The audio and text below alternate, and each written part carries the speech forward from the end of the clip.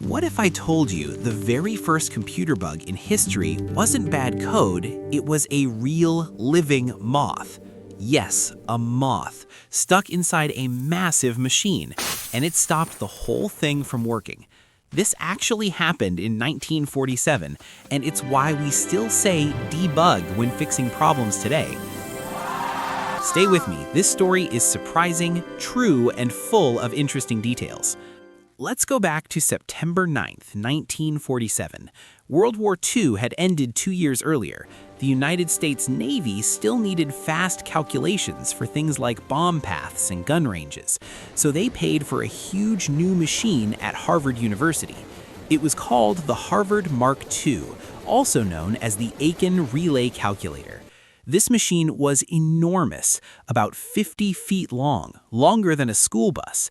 It weighed 25 tons, like 25 small cars. It took up over 4,000 square feet of floor space, filling an entire room. Inside were more than 13,000 electromagnetic relays, tiny metal switches that clicked open and closed very quickly. No computer chips back then, just mechanical parts.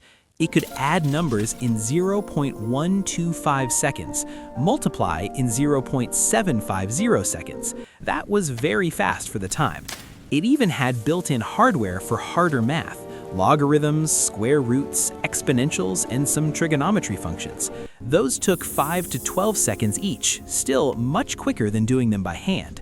The Mark II was actually two machines in one.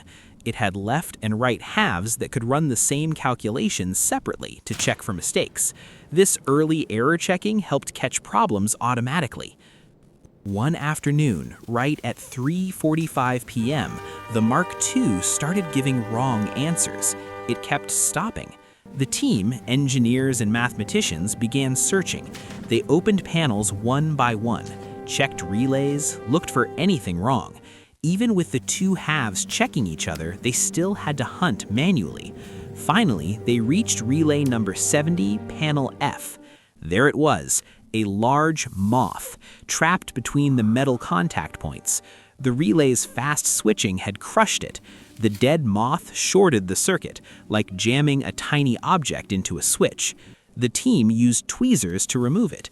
They taped the moth straight into their logbook as a record. Next to it, someone wrote 1545, first actual case of bug being found. Bug was already an old computing engineering word for any glitch. People used it since Thomas Edison in the 1800s, but this time it was a real insect. The pun was perfect, and they joked they had debugged the machine.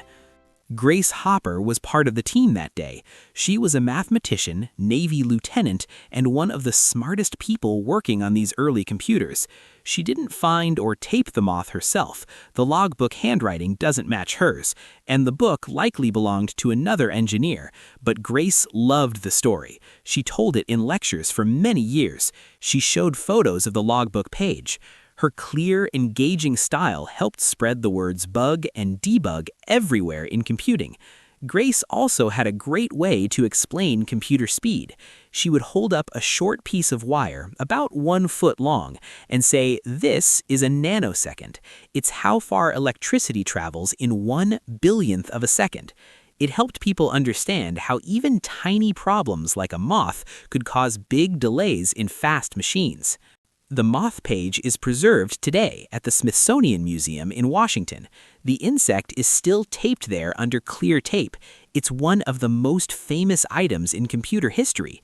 After the fix, the Mark II kept working.